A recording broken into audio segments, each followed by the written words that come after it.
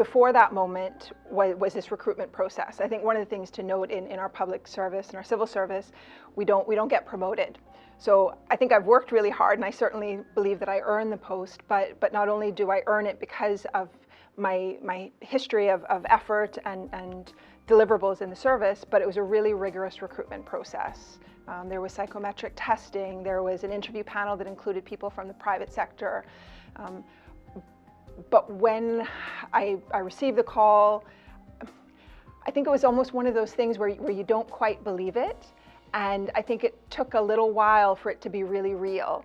And even on May 1st, when I took up the post, it still wasn't quite real. And I think it's only really gotten real in the past few weeks as I get closer to leaving. And it's like, this is really happening. And I think, you know what, for a while I was waiting for somebody to say, no, we're just joking. Or, oh, we've changed our mind, or something has happened, or it's not gonna happen again. And you're kind of waiting for, please don't let the other shoe drop, But so excited, just really honored that I get to represent my country and to be an ambassador in another country.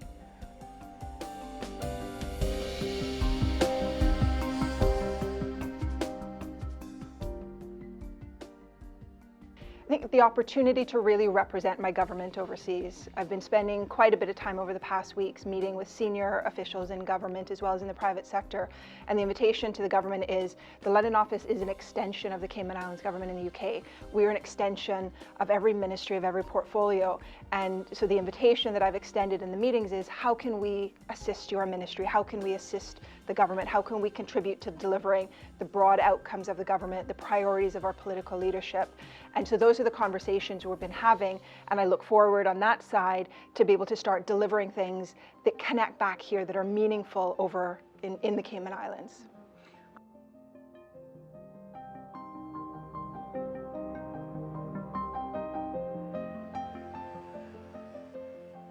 I think one of the advantages that I have is that I've spent this past 7+ years working across our government and our public sector.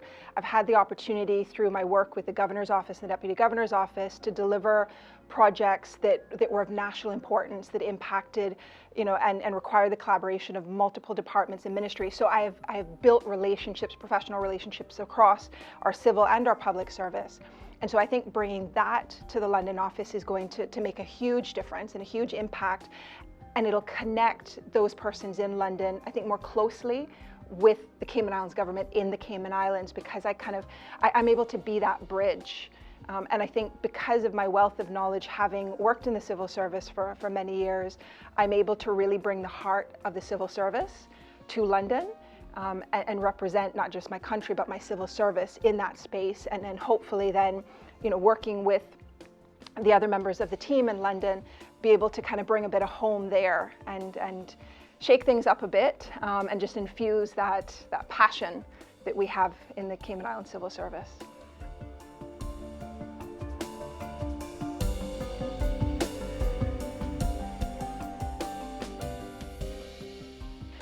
So I definitely want to make the London office seem more relevant. I think sometimes people don't quite know what the London office does. How does it connect? How is it useful? How is it value for money? How does it benefit the Cayman Islands government, the Cayman Islands as a whole? And so certainly I'm looking for opportunities to be able to demonstrate its relevance and to be able to deliver things that connect back to home, but that we can measure and demonstrate in doing this. This is how we've helped the Cayman Islands government, the Cayman Islands as a whole, exploring and looking for unique opportunities for the government, for the country, for businesses here, using social media. And really kind of looking at our communications. And that's one thing we're doing now, is looking at our communications and making sure that we are utilizing the opportunities and the different channels to its fullest capacity, but also being really careful about the messaging and what do we want to share and how do we want to share it, and making sure people know what we're doing in the UK. I think in terms of what a day looks like, I think since May 1st, when I took up the post, I've been delivering that work from here. And so, the day looks like meetings with key stakeholders. I'm a member, as a representative, a member of UCOTA, the UK Overseas Territories Association. And within that group are representatives from each of the other OTs. So a lot of the work that's done on behalf of the Foreign and Commonwealth and Development Office in the OTs is done through UCOTA.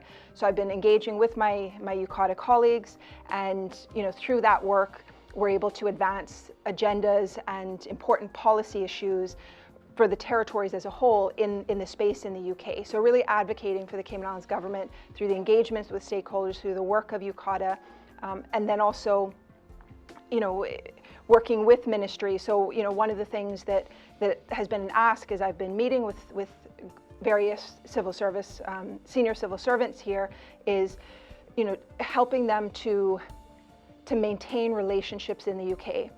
So the Cayman Islands government, different delegations will travel a few times a year, but in between travel, relationships grow cold, they grow stale. And so using the London office to ensure that there are strong relations with our key stakeholders in London, both in the civil service, in Parliament, as well as in the private sector. And then where there's a change of people, that the London office is aware and builds relationships with the new people on the scene, so that when our delegations come, it's much easier to engage in that business space because you're engaging with people that are familiar with your government.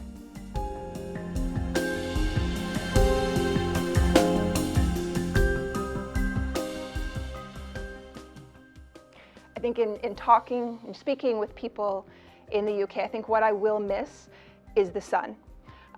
I love to just be able to stand outside and you just feel the warmth of the sun.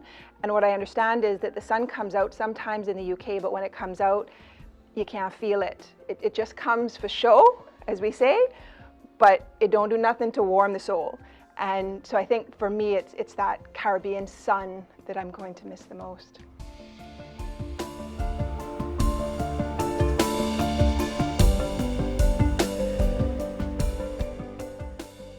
I think I'm just really grateful for this opportunity.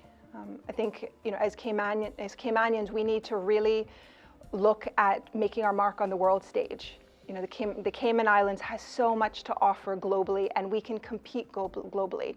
And so we need to think of ourselves individually in terms of how can we make a difference in the world, not just in our country, not just in the Caribbean, but globally. And I think for me, this is an opportunity for me as a civil servant, as a professional, to stand on the world stage and say, I am a Caymanian and I am here in the UK to represent, and to do that really well. And I really look forward to that opportunity.